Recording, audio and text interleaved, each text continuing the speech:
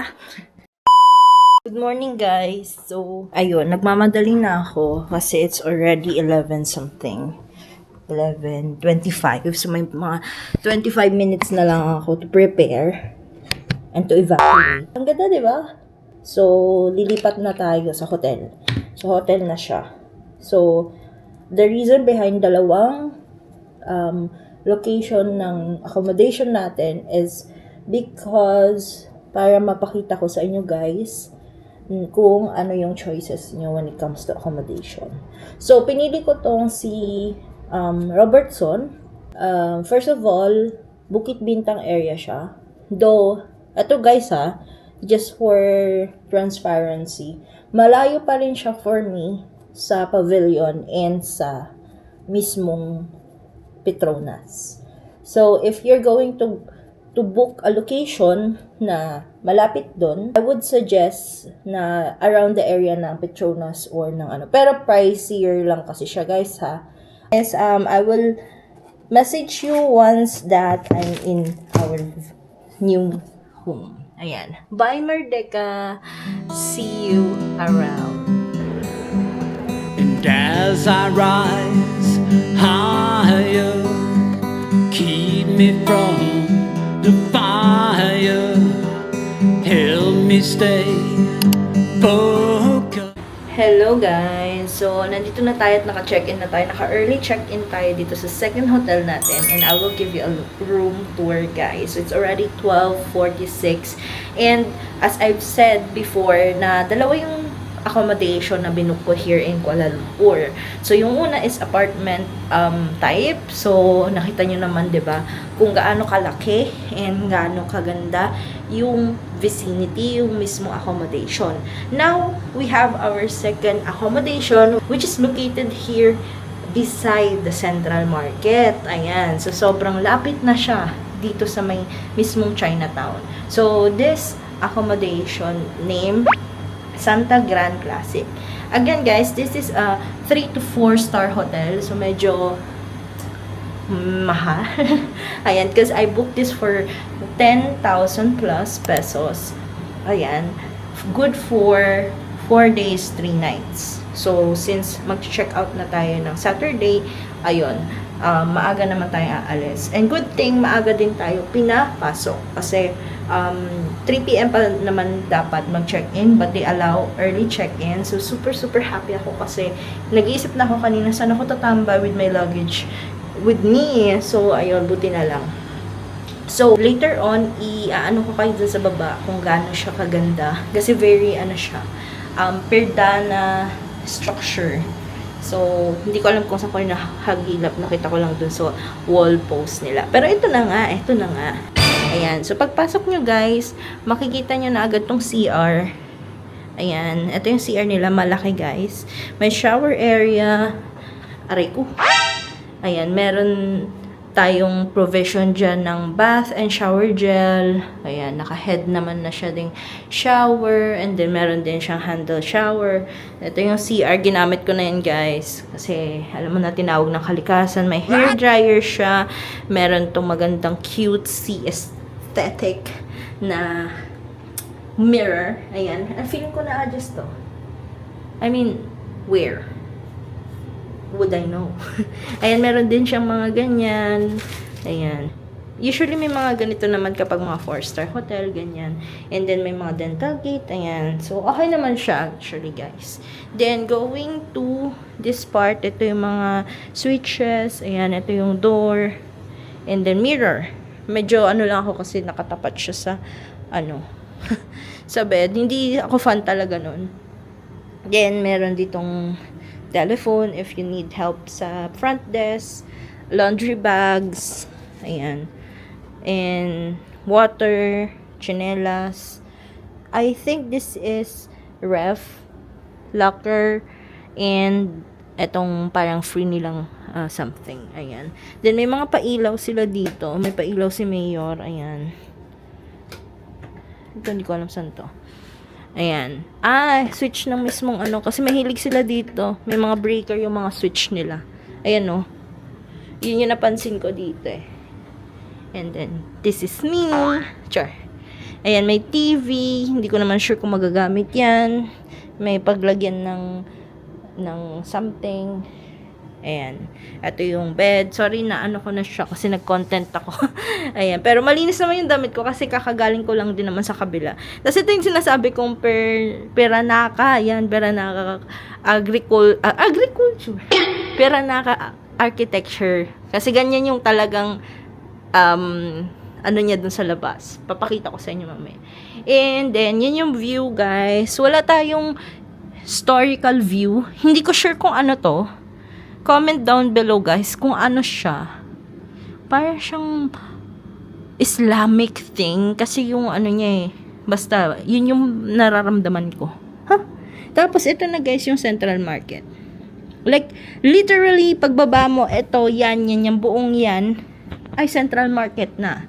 So, I think yun yung bentahan kung bakit medyo pricier itong part na to compared dun sa location natin. So, yes tayo, guys. Balikan ko kayo later pag lalabas. So you meant to text me twice with the invitation. You're out there waiting with your hazard lights, caught me by surprise. So you meant just what you said when you sent the text. You press send, not intoxicated. Ayan, guys, sobrang dami din ng tao dito. Dahil nga kasi siya tourist place. Tawag nun, French something.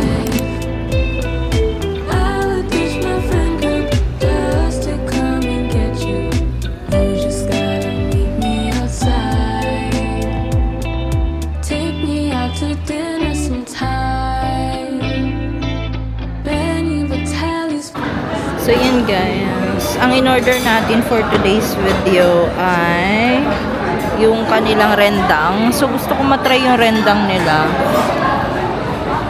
So, may chicken na siya, meron na siyang shrimp. So, tingnan natin.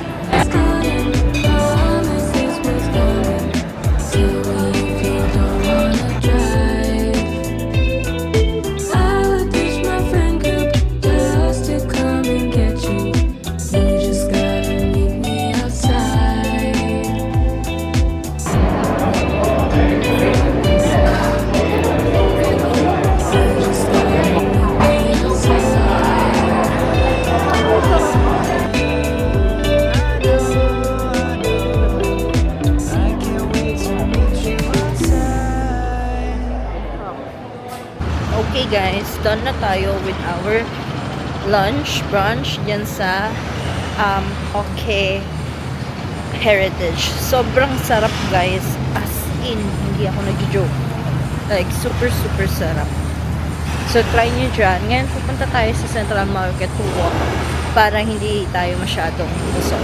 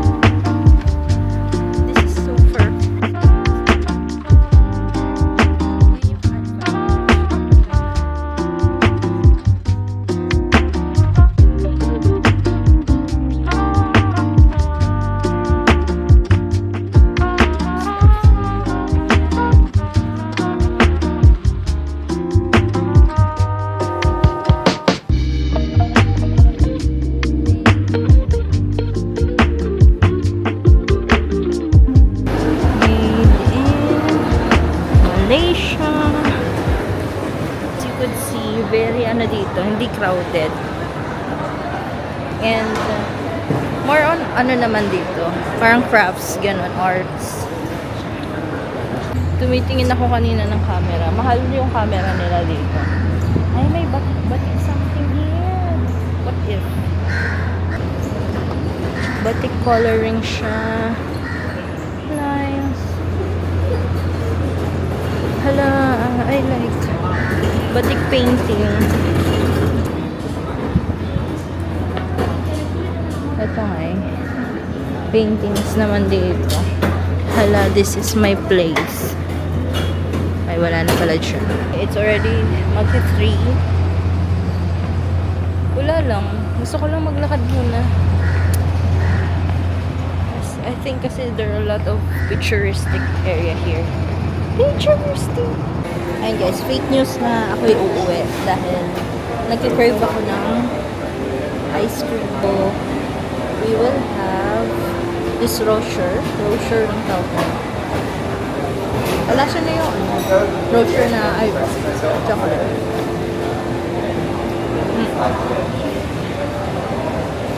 Super yummy.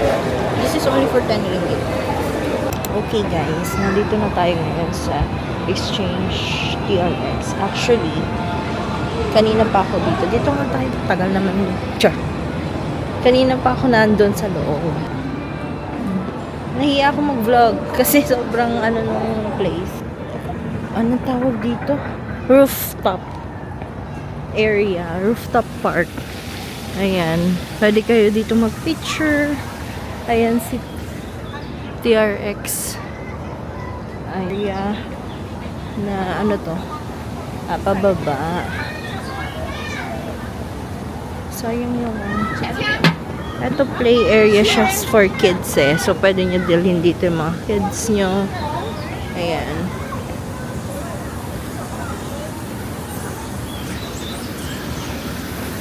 Dito meron din pababa. Init nga lang. Like, super init.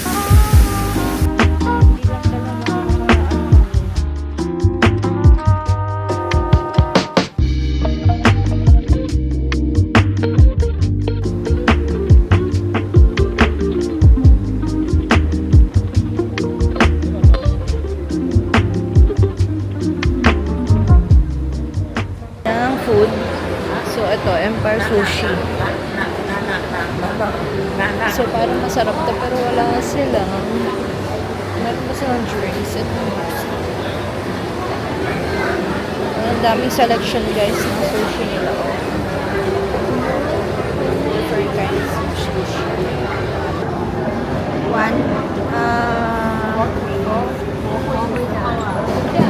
Salmon roll. 2.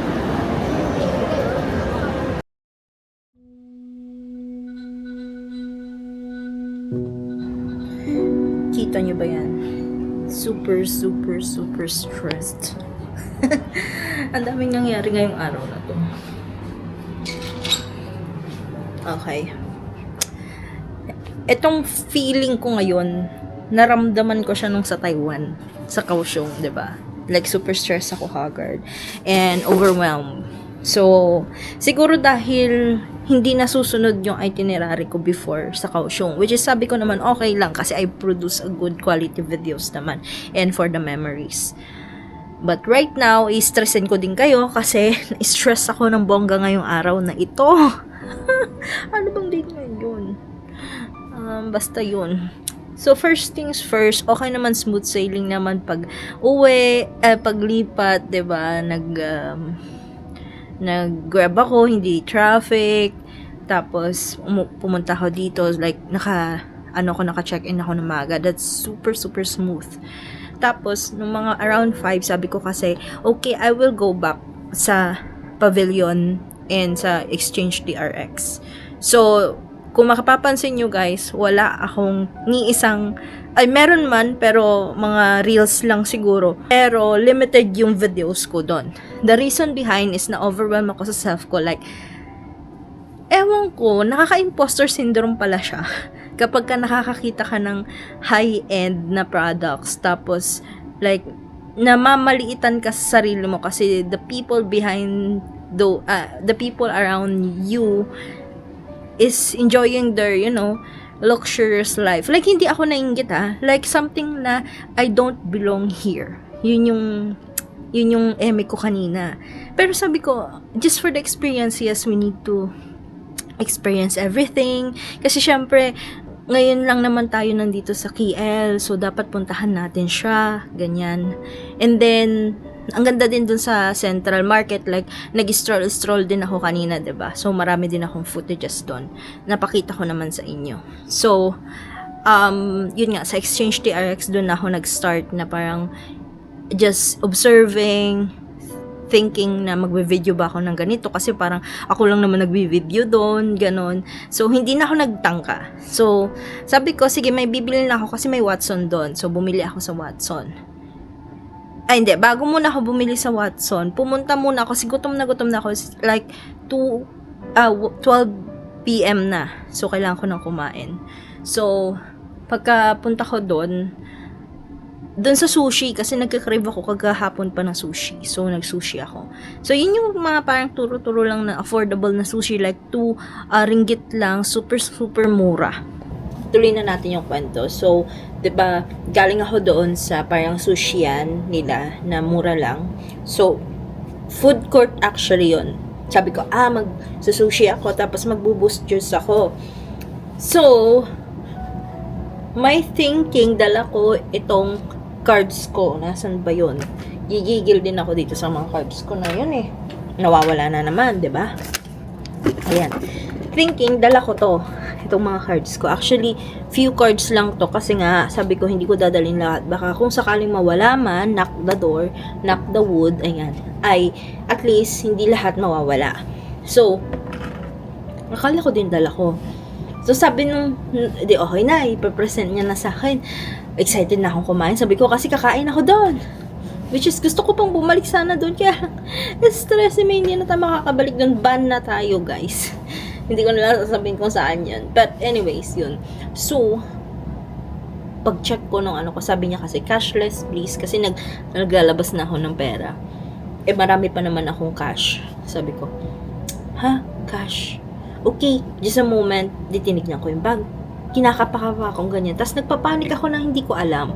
Kasi nakabukas tong si Osmo. So, usually kasi pag nakabukas si Osmo, nagpapanik ako in a sense kapag hindi ko siya agad na-off. Hindi ko sure kung na-capture yun, pero feeling ko na-capture yun.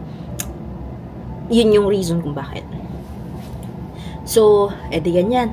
Sabi ko, can I pay via QR something? Tapos prinisan niya yung QR. Nagpakasakali ako kasi may Alipay ang GCash. Pero hindi ko alam kung paano gamitin. O yan. E di, ang person, ni-scan na ganyan, nag-decline. So, nagpapanik na ako. Oh, sorry, I only have cash. Gumagano na ako, nahihiya na ako. Parang gusto ko na magpalamon sa lupa, pero mas gusto kong kumain. Kasi gutom na ako. Sabi niya, we only accept card. Gumano siya. Will you come back? My hotel is far. Gumano na ako. So, parang feeling ko, budolera to, sabi niya siguro, scammer, ganyan. So, wala na akong choice kundi umalis. Umalis na lang ako, tapos nag-sorry ako. Kasi wala naman akong choice eh. Alangan naman kunin ko yun na walang bayad, diba? So, nagkikrave pa rin ako ng sushi or any Japanese food. So, ang nangyari is, naglibot muna ako doon sa Exchange TRX until napunta ako dun sa Watson kasi sabi ko bibili ako nung parang necessities ko. So, nagtanong pa ako, bago ako pumasok, nagtanong pa ako, do you accept cash here? Tapos sabi niya, yes, we accept cash. Gumanon siya. So, ano naman ako na, okay, nag-accept siya ng cash, ganyan. So, nakabili ako. Tapos, meron akong gustong puntahan doon na Japanese. Sana doon na lang ako. At nagtanong na lang ako sana, 'di ba? Di nakamura pa sana tayo. Pero, hindi ako tumuloy. Bakit hindi ako tumuloy? Hindi ko rin alam. Ayan. So, ang nangyari, nag-search ako. Lumabas muna ako. Actually, clouded na ako that time. Na parang overwhelmed na ako. Na disappointed ako, to be honest. Ang ingay naman nila. So, sobrang disappointed ako. So, actually, hindi ko na napansin na meron pala dong TRX 3 Plaza, which is maganda sana tumambay doon. Hindi ko na napansin. At least, naglakad-lakad ako papuntang Bukit Bintang, papuntang Pavilion. Tapos, sabi ko, doon ako sa Pavilion kakain. Doon sa may parang tabi niya. Hindi doon sa mismo Pavilion. Sana sa Pavilion na lang ako kumain. Ayan. Kasi may mga mura doon. Pero hindi ko sure kung cashless din sila doon. So, pumunta ako dito. Kasi, ganun din lang guys. Hindi rin ako nag-cash. Ito na kasi yun. Di pagpunta ko doon sa sa sushi yan. Kasi sabi ko, itong sushi meal, sabi ko. Hindi ko na tignan na kasi sobrang gutom na ako at wala na akong time to research. Umakase kasi siya, umunakase. Alam mo yung present yung sushi and everything sa harap mo, tapos kakainin mo ganyan, tapos per batch siya. So, yun yung entrada. So, pagbungad pa lang ako, tapos parang hidden pa yung place. Sushi Mew, yung pangalan. So, sabi ko, do you have like something ganito, ganyan, tapos do you have reservation? Gumanon sila. So, pagpitik pa lang ng reservation, shit, alam ko nang mahal to. Kasi parang ganun yung nangyari sa Vietnam natin, 'di ba? Nakakain ako dun sa may steakhouse. Pero 1.5 lang naman yun, te. 1.8 lang yun, te. Ito na. So, okay, fine, sabi ko. Tapos pagtingin ko ng menu, 198 ringgit. Na-stress na ako, te. 198 ringgit. Magkano yun? 2.5 something. Wala na ako, hindi na ako pwede umatras. Baka sabihin nilang, grabe naman to, walang pera. Sa isip-isip ko, may cash pa naman ako. Meron pa naman siguro akong 200 ringgit dito. Sige, i-push na natin. Kasi, nakakahiya naman. Kasi kanina, nag-no na ako dun sa isa, tapos mag-no ulit ako dito. Parang, sige, sacrifice na natin. Like, siguro for the experience. Tapos, pagpasok ko dun, nagulat ako kasi nga, isa siyang ganyan na dining, tapos dun ihaain sa'yo, tapos dun gagawin, then may mga courses and everything. So yung 198, yun yung pinaka mura nila. So eto yung video na ipapakita ko sa inyo, yan yung mga kinain ko, ayan. So okay naman yung experience actually. The experience is fine, pero I felt na hindi ako appropriate doon sa lugar na yon. Alam mo yon? I mean, I have the money, but I'm not appropriate to be there. Parang gano'n. Naramdaman ko siya.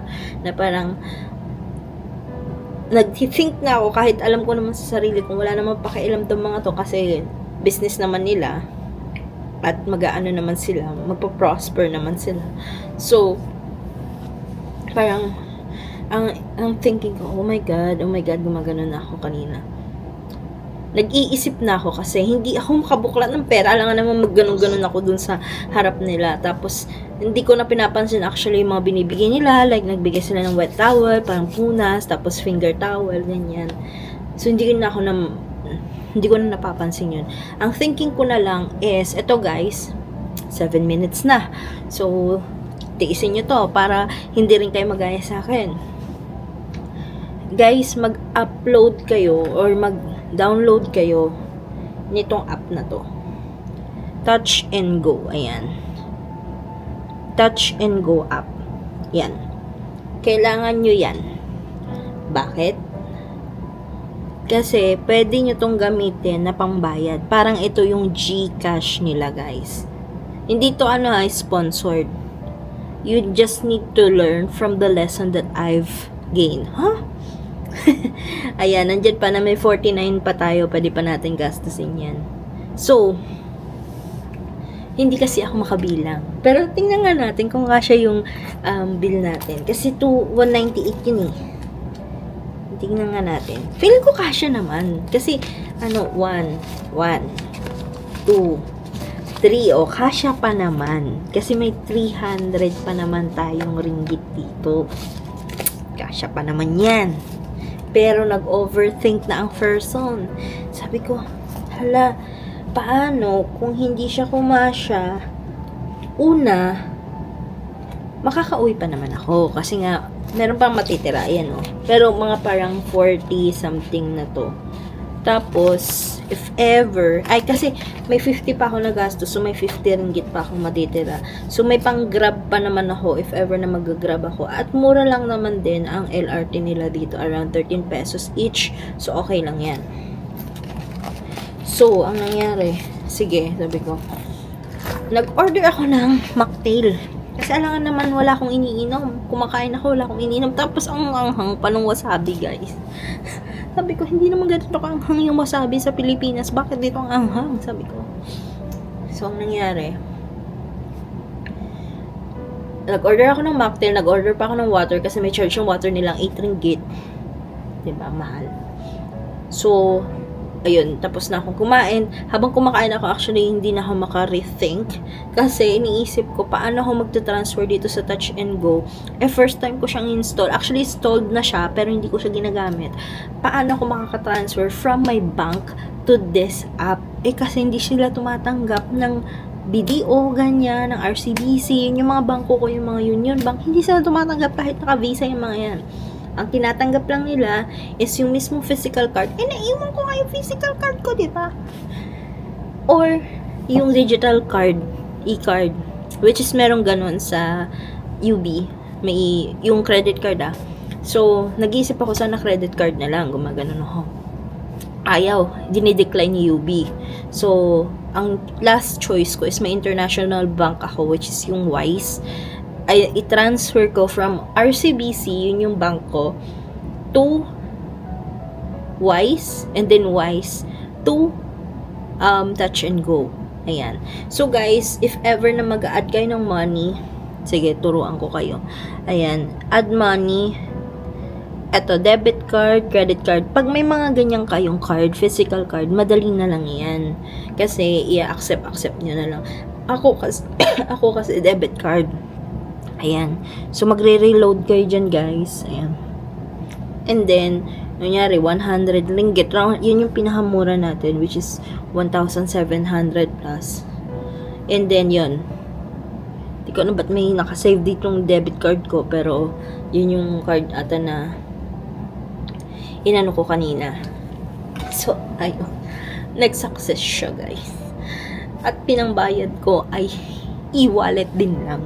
Di sana ginawa ko na lang yung kanina at nagganon-ganon na lang ako doon sa, 'di ba? Hindi ko naisip yun, nagpanik kasi ako.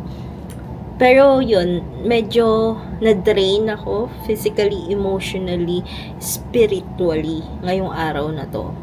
Kasi may mga balak pa ako, sabi ko, magpapapicture ako sa Petronas Tower ng gabi after kong kumain dun sa The Exchange TRX, tapos magpapavilion ako kasi connecting na yung mga yun tapos magpapapicture ako sa Petronas, ganyan. So hindi siya nangyari kasi nga parang nawalan na ako ng gana, kaya hindi na ako nakaka-vlog, guys, kanina.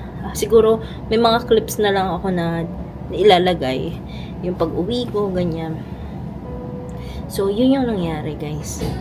So yung total is 350 ringgit. That's around 3,800 pesos. For that food and experience. Ang budget ko, guys, sabi ko, tinitipid ko ang budget ko na 10,000 lang for all these trips, for food lang, Pero na-stress ako, guys. Kasi yung 6,000 na natitira ko, ubus na. Like, diba? Ayun.